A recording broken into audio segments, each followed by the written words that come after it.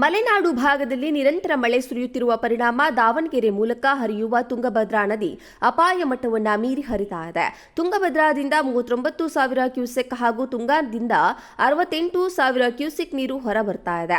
ಈ ಹಿನ್ನೆಲೆಯಲ್ಲಿ ನದಿ ಪಾತ್ರದ ಜನರಿಗೆ ಜಾಗೃತವಾಗಿರಬೇಕು ಎಂದು ಜಿಲ್ಲಾಡಳಿತ ಸೂಚನೆಯನ್ನ ನೀಡಿದೆ. ತುಂಗಭದ್ರಾ ನದಿಯಲ್ಲಿ 1,12,170 ಕ್ಯೂಸೆಕ್ ನೀರು ಹರಿಯುತ್ತಿದ್ದು, ನದಿ ಪಾತ್ರದ ಜನರು ಎಚ್ಚರಿಕೆಯಿಂದ ಇರುವಂತೆ ಸೂಚನೆಯನ್ನ ನೀಡಲಾಗಿದೆ. ಇನ್ನು ತುಂಗಭದ್ರಾ ನದಿಯ ನೀರು ನುಗ್ಗುವ ಪ್ರದೇಶಗಳಿಗೆ ಕಾಳಜಿ ಕೇಂದ್ರ ಸ್ಥಾಪನೆ ಮಾಡಲಾಗಿದ್ದು, ಹೊನ್ನಾಳಿ, ನ್ಯಾಮತಿ ಹಾಗೂ ಹರಿಹರಗಳಲ್ಲಿ ಕಾಳಜಿ ಕೇಂದ್ರ ಸ್ಥಾಪಿಸಲಾಗಿದ್ದು, ಹೊನ್ನಾಳಿ ಪಟ್ಟಣದ ಬಾಲರಾಜ್ ಘಾಟ್ನಲ್ಲಿ 8 ಕುಟುಂಬಗಳನ್ನು ಕಾಳಜಿ ಕೇಂದ್ರಕ್ಕೆ ರವಾನಿಸಲಾಗಿದೆ.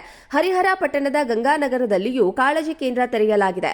ಅಲ್ಲದೆ ನ್ಯಾಮತಿ ಮತ್ತು ಚೀಲೂರು ಗ್ರಾಮಗಳಲ್ಲಿ ಕೂಡ ಕಾಳಜಿ ಕೇಂದ್ರ ಸ್ಥಾಪಿಸಿದ್ದು, ನದಿ ಪಾತ್ರಕ್ಕೆ ಜನ ಜಾನುವಾರುಗಳು ಇಳಿಯದಂತೆ ಸೂಚಿಸಲಾಗಿದೆ. ಮಲೆನಾಡು ಭಾಗದಲ್ಲಿ ನಿರಂತರ ಮಳೆ ಸುರಿಯುತ್ತಿರುವ ಪರಿಣಾಮ ದಾವಣಗೆರೆ ಮೂಲಕ ಹರಿಯುವ ತುಂಗಭದ್ರಾ ನದಿ ಅಪಾಯ ಮಟ್ಟವನ್ನು ಮೀರಿ ಹರಿತಾ ಇದೆ. ತುಂಗಭದ್ರಾದಿಂದ 39,000 ಕ್ಯೂಸೆಕ್ ಹಾಗೂ ತುಂಗಾದಿಂದ 68,000 ಕ್ಯೂಸೆಕ್ ನೀರು ಹೊರಬರ್ತಾ ಇದೆ.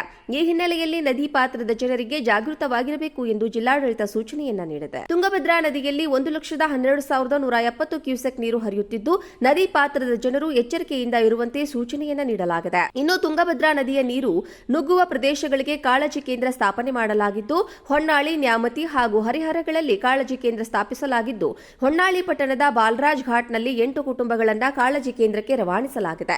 ಹರಿಹರ ಪಟ್ಟಣದ ಗಂಗಾನಗರದಲ್ಲಿಯೂ ಕಾಳಜಿ ಕೇಂದ್ರ ತೆರೆಯಲಾಗಿದೆ.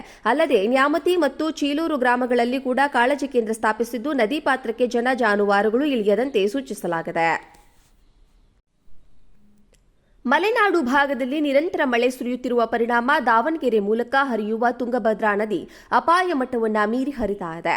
ತುಂಗಭದ್ರಾದಿಂದ 39,000 ಕ್ಯೂಸೆಕ್ ಹಾಗೂ ತುಂಗಾದಿಂದ 68,000 ಕ್ಯೂಸೆಕ್ ನೀರು ಹೊರಬರ್ತಾ ಇದೆ.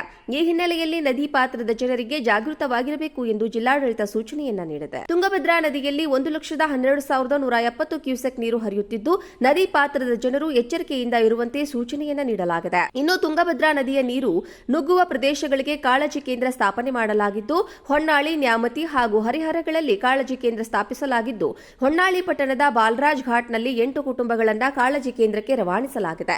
ಹರಿಹರ ಪಟ್ಟಣದ ಗಂಗಾನಗರದಲ್ಲಿಯೂ ಕಾಳಜಿ ಕೇಂದ್ರ ತೆರೆಯಲಾಗಿದೆ. ಅಲ್ಲದೆ ನ್ಯಾಮತಿ ಮತ್ತು ಚೀಲೂರು ಗ್ರಾಮಗಳಲ್ಲಿ ಕೂಡ ಕಾಳಜಿ ಕೇಂದ್ರ ಸ್ಥಾಪಿಸಿದ್ದು, ನದಿ ಪಾತ್ರಕ್ಕೆ ಜನ ಜಾನುವಾರುಗಳು ಇಳಿಯದಂತೆ ಸೂಚಿಸಲಾಗಿದೆ. ಮಲೆನಾಡು ಭಾಗದಲ್ಲಿ ನಿರಂತರ ಮಳೆ ಸುರಿಯುತ್ತಿರುವ ಪರಿಣಾಮ ದಾವಣಗೆರೆ ಮೂಲಕ ಹರಿಯುವ ತುಂಗಭದ್ರಾ ನದಿ ಅಪಾಯ ಮಟ್ಟವನ್ನು ಮೀರಿ ಹರಿತಾ ಇದೆ. ತುಂಗಭದ್ರಾದಿಂದ 39,000 ಕ್ಯೂಸೆಕ್ ಹಾಗೂ ತುಂಗಾದಿಂದ 68,000 ಕ್ಯೂಸೆಕ್ ನೀರು ಹೊರಬರ್ತಾ ಇದೆ.